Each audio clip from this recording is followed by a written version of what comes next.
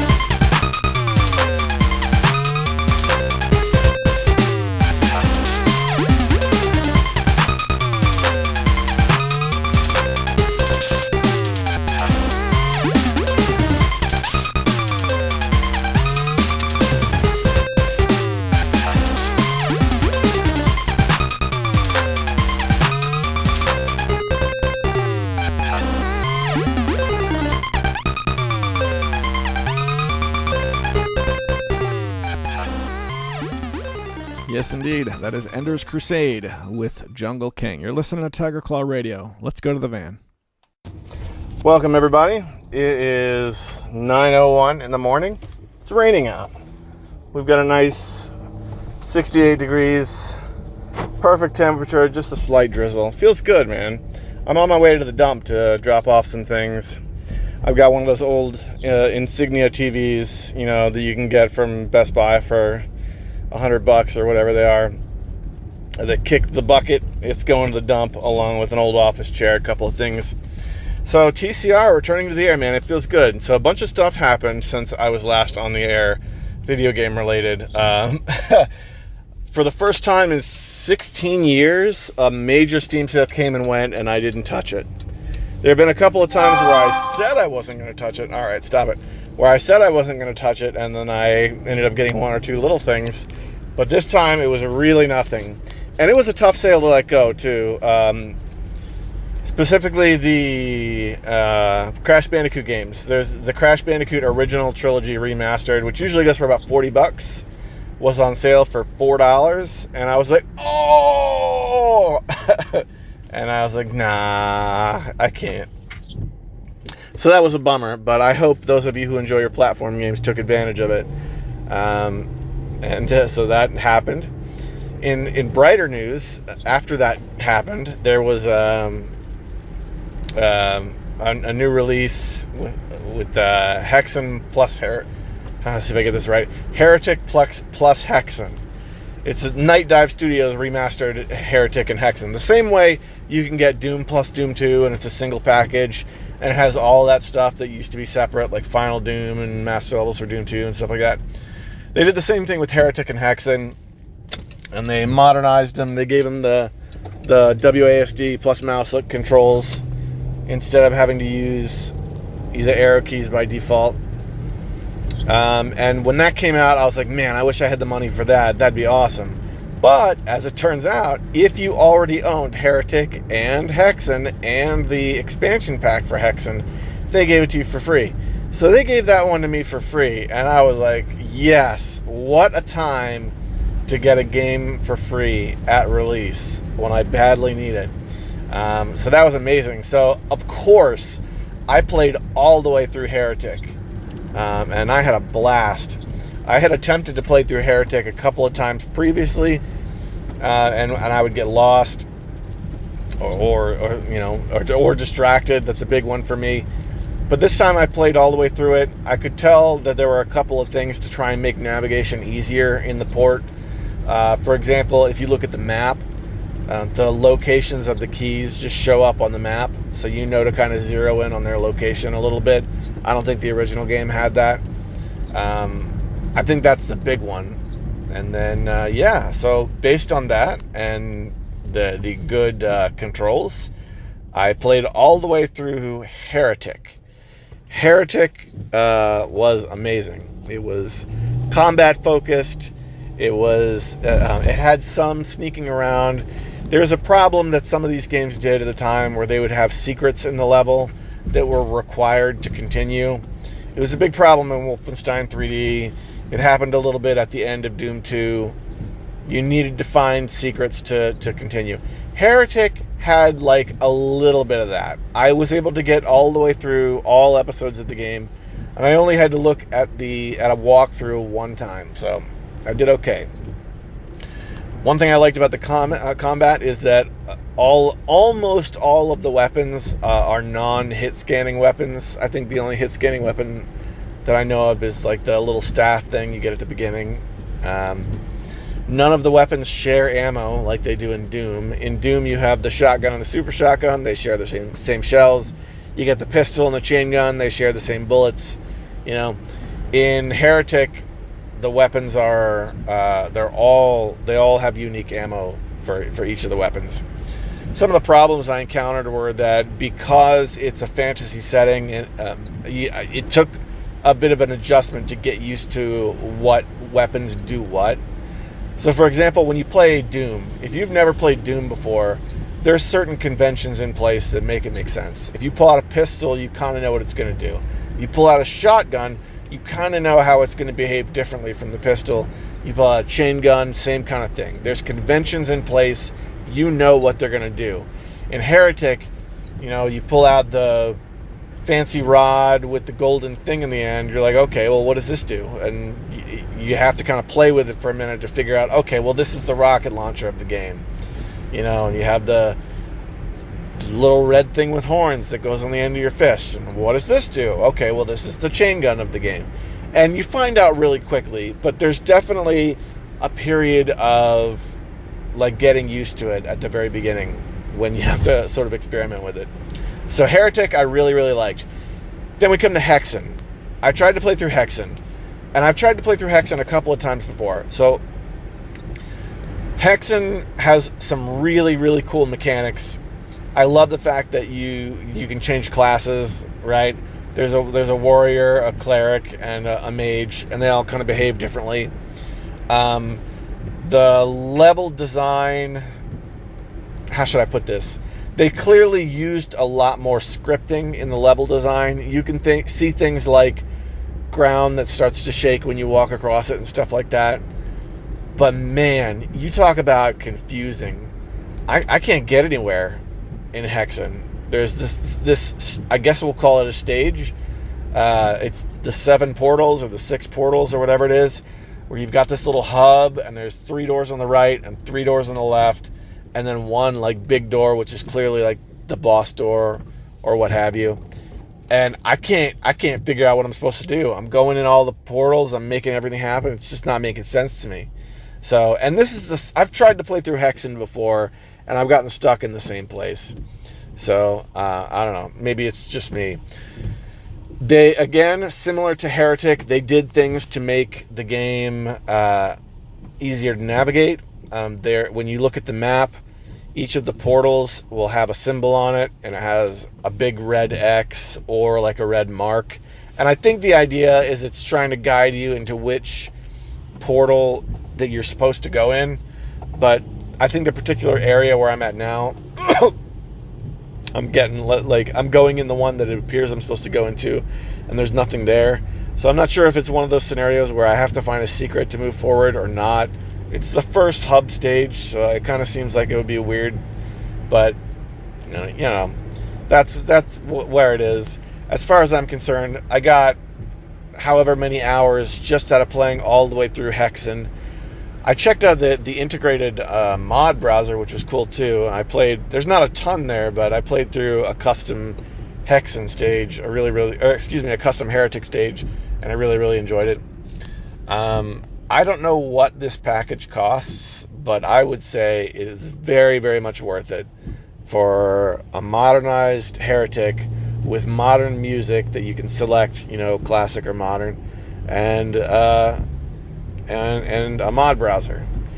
So, full disclosure, some of you older gamers like myself are probably saying, look, you can just get GZ Doom if you have access to the Heretic WAD file and the Hexen WAD file. You can play them that way. They look great. You have mouse look. And you're absolutely right. And you can further say you could just download the WADs for custom stuff off of the internet and play them the same way. Again, absolutely right. That's 100% correct. The only thing is, there's so much in this software package that the convenience really is worth something. Having both of the games, plus the expansion pack for Hexen, plus a modernized episode. I didn't even mention that. There was a modern version of Heretic that just came out, that was just developed in 2025. Heretic and Hexen both got them. The Heretic version had like scrapped monsters from the original game that were added back and stuff. It was really rad. So I definitely feel like I got my money's worth. If you're a boomer shooter guy like me, as much as I hate that term, very good stuff. Night Dive Studios. It's funny how Night Dive Studios really is like, they're knocking it out of the park now. And 5 years ago, I remember being on a Discord call, and we were like kind of poking fun at them a little bit. They were taking good games and they were making them accessible again, but they weren't at that time doing this like outstanding above and beyond job they're doing now. 5 years ago, or however many years ago, they would take games and just sort of do what they could to make them run and re-release them that way. And I wish I had my computer in front of me so I could give you a for instance, but kudos to Night Dive Studios for the releases they're making now, because they're doing a really awesome job, and it's really cool to see. Okay, so that's Heretic plus Hexen. I want to say $9.99, but this is coming straight off the top of my head. I don't know for sure, but I know it's not a lot. And again, they gave it to me for free because I had those things. In addition to that, a game I was, really waiting for with bated breath was the Doom roguelike was brought to Steam under the name Jupiter Hell Classic. If you're not familiar, Doom the roguelike was a game where they took Doom, turned it into a traditional roguelike, and then copyright law stepped in and they had to rename it to DRL, Doom Roguelike. And then they changed it further, where they made a completely new IP and they called it Jupiter Hell. And Jupiter Hell has been on Steam forever. But Jupiter Hell was like a cleaned up, modernized version. And so they took the old school Doom roguelike and they reskinned it with the Jupiter Hell IP so they wouldn't get sued. And they re-released it on Steam. And I couldn't wait for this, man, because Jupiter Hell is such a good game. It's such a good game. They preserve every bit of what makes a traditional roguelike fun. The collecting of the equipment, it's all turn-based. The exploration of the random level, the procedurally generated levels, the permadeath, the high difficulty, all of that. There's secrets. It makes these really cool post-mortem text files, which a lot of the really good traditional roguelikes do. Angband does it. NetHack does it. Jupiter Hell does it. So I couldn't wait for the new Jupiter Hell game, Jupiter Hell Classic. That came out. It's $15, and it came out right like the week after I had to pay out my settlement. So I wasn't able to buy it because I'm gonna be broke for a while, and that's okay. But if you like traditional roguelikes, man oh man, this one looks good. And it has a playable demo. I played the goodness out of the demo. I've only played demos on Steam like a couple of times. There's very, very few demos. The only other time I can remember playing a demo was when the Worms came out. I can't remember which Worms game it was, but it was before you could buy Worms Armageddon. It was like Worms Unlimited or something like that. And at that point, you couldn't play a Worms game on Steam. This was the first one. So when the demo came out, I was like, yeah! And I installed it, and I had a good old time. Ended up buying the game. But that would have been like 10 years ago. So, not a whole lot of demos on my machine. This was one I really enjoyed because the demo had enough gameplay. I didn't beat the demo in 10 minutes, and I was like, I guess I might like this game. I don't know. I put a few hours into this thing, and it's really good stuff. So definitely play the Jupiter Hell Classic demo if you're even a little bit interested, because I loved it, man. So Steam's in a really cool place, I think. When these sales come around, it's always easy for longtime Steam users to be like, this is the worst sale ever, but I don't think that's the case. I think there's really good stuff coming out on Steam. These couple of things, there definitely were deals that I wanted. It was the sale that I missed, the summer sale. It was a good sale. Etrian Odyssey is a game that I've wanted to try for a lot of years. I've always been a wizardry guy. I like these first-person dungeon crawlers. There's another term that I think the younger gamers are using called blobbers. I don't really like that term, but it's terms are designed to be used as a vehicle to transmit thoughts. So it's a blobber, if you will. Very much like old school wizardry, just in anime style. The Etrian Odyssey games were DS games, and I didn't do a lot of DS. I did a little DS, but not a lot. They came out on Steam, and again, pretty expensive packages. I don't know off the top of my head what they are, but they're like $40 a piece or something. Not cheap games. Etrian Odyssey went down to 15 or 12 or something. Something that was not pennies or free, but it was also okay, for the next couple days, it's going to be a reasonable price. And I had to pass on that. So those would have been my picks for the summer sale. They would have been Etrian Odyssey, and they would have been Crash Bandicoot Trilogy, and they would have been Jupiter Hell Classic at full price at its release. That's pretty much been video games for me for the past, I think, about 4 months. I think May was the last time I did a TCR, and it's been pretty cool. Apart from that, I've just been chilling with my kids, developing local mud, which has been amazing. I'll give a run through where Local Mud's at, but I'm going to do it in a different recording so I can kind of gather my thoughts a little bit. So yeah, I hope everyone has been had as much fun with their games over the last few months as I have, because it was a downer at first. I'm not going to be able to buy any new fun stuff for a little while. But when that happened and I had to start looking inward in my collection, I started, having a good time and actually playing games again instead of curating a massive collection. I can tell you the first game that I went to was Doom plus Doom 2, right? That really, in my mind, is one of the forever games that you can just play forever and never ever stop. If you have a copy of that game, there's always something to play. That and old school Elder Scrolls. Morrowind, Oblivion, Daggerfall, if you're able to go back that far. These are forever games. So I played Doom 2. I was like, all right, I'm going to play this game because I know it's always here until I figure out what's what. Got that mod browser open. I found a mod for Doom 2 called Scientist. It's a featured mod in the mod browser. So amongst Doom 2 people, this would be like a well-known mod. And man, it was so good. So good. The level design was really good. There was a lot of unique textures in it. And they had the idea where in the game you're trying to kill a singular scientist man. And they programmed it so there were multiple versions of him. So you fight him at the end of the stage or somewhere in the middle of the stage, and the death animation is him teleporting out. So it gives you the feeling that, all right, when you're never killing him, he's always getting away. And then at the very end you fight him and he's got a mech, and they did an amazing job. I was like, yes, that's why Doom and Doom 2 are still on the map all these years later. It was really good. So that was Scientist. All right, now I'm getting ready to turn into the dump here.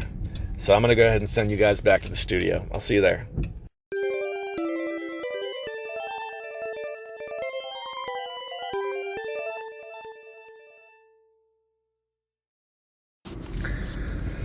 Local mud, local mud, local mud, local mud, local mud, local mud, local mud. This is the progress report on my dream game. Never before in human history have there been so many tools at our disposal to build the game of our dreams.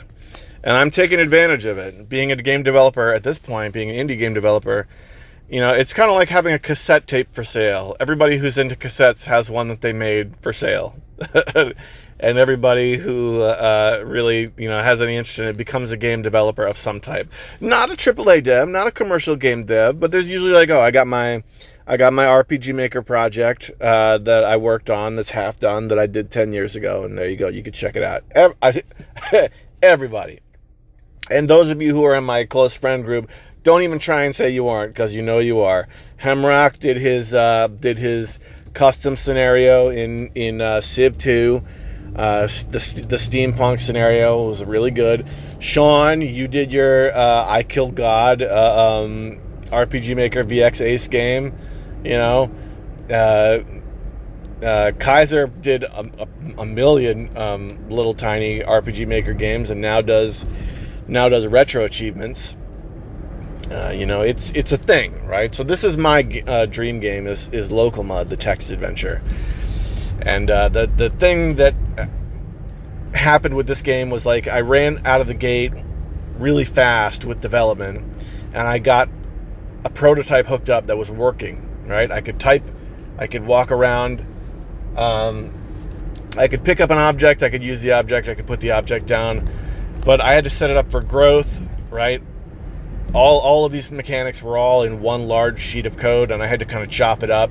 There's going to be a whole bunch of rooms. There's going to be mini games, all that stuff. So you have to kind of divide it up to make it manageable. So once I started doing that, basically the long and short of it is I had a working little prototype, and then I had to break it to bits in order to make it viable for use. And that broke my heart quite a bit. But now, having done that, it's starting to come together. Once again, I can walk around from room to room. I can, their stats, you can create a character. The last stumbling block I had was ability scores, because all the scores are, all the mechanics, are based on BX Dungeons and Dragons, right? So it should be very familiar.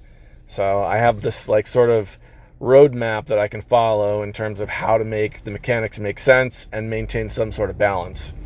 So if you've never played Dungeons and Dragons, all of the versions have modifier of some type.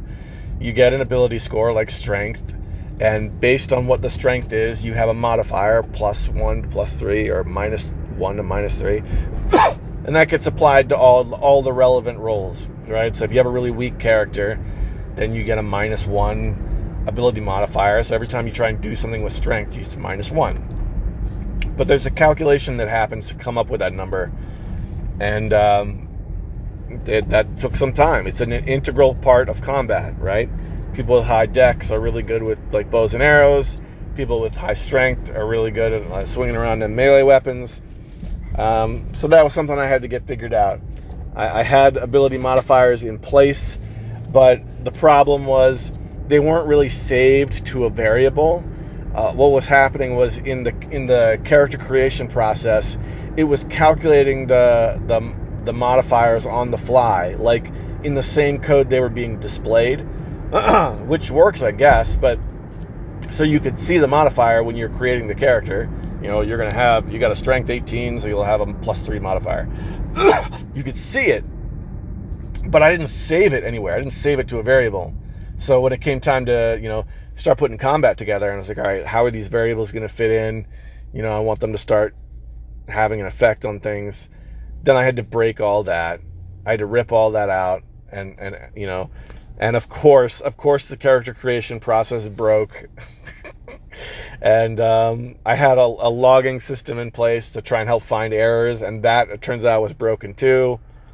And basically, the last time I sat down with it, it took a couple of sittings to get ability modifiers, which should be like a small detail, to get that up and running.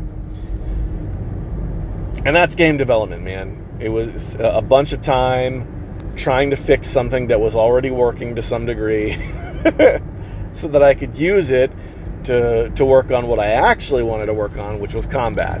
So I had this little victory of getting that finished, getting that working, but combat hasn't even started yet. So that's local mud. It's in this period of development is coming along. Every time I sit down with it, some progress is made, which is really awesome. But at the same time, it's little things. I can move around. I can pick up objects. I have gold. You can look at your inventory, but you can't fight anything yet. So that's an important part. It's one of the things that I want to have solid before I release a playable alpha, beta, whatever, demo build. You should be able to go out and fight things. So that's local mud.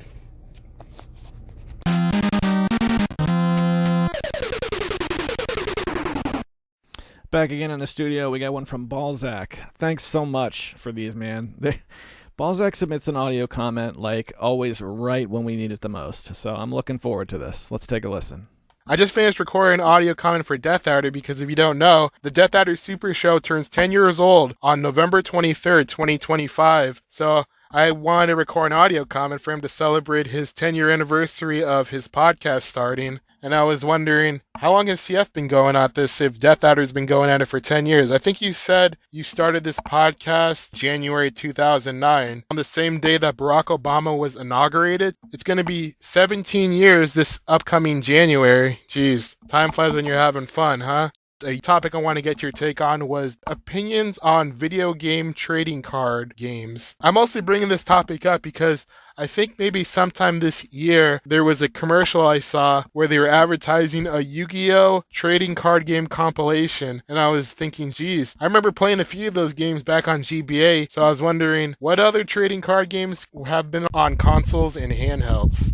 I know you were talking previously about the Pokemon trading card game years ago on TCR, and I also got into that too. And I thought it was pretty fun. Just like you said when you were playing it, it kind of plays like Magic the Gathering. So if you know the basic rules of Magic, then you could basically play that game also. And if you didn't know, there was actually a Japanese only sequel of the game also on Game Boy Color that actually got fan translated years ago. So if you ever ended up beating that game and wanted more, you could basically get the ROM now that's fully in English. Opinions on video game trading card games, because I know there's a ton of them, especially Magic the Gathering has a lot on even current gen consoles. That's it for my audio comment. I just hope you're doing okay out there, because I think on your Patreon you made a post that you had to stop TCR for a while because life kind of got in the way. So I understand why you had to put the podcast on hold. I'm hoping you can record another episode in the near future, because I've been an avid listener since 2010. So later. Hey man, good to hear from you.